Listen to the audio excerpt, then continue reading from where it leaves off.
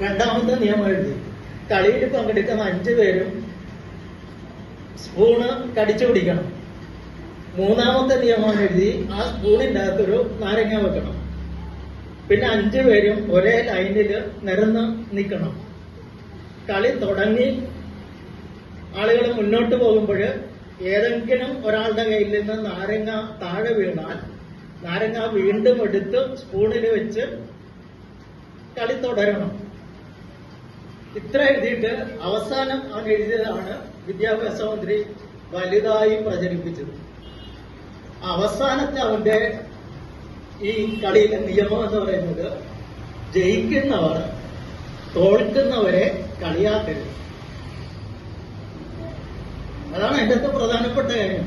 ഒരു 3 വയസ്സുള്ളൊരു കുഞ്ഞ്, ഒരു 9 വയസ്സ് പ്രായം കാണും.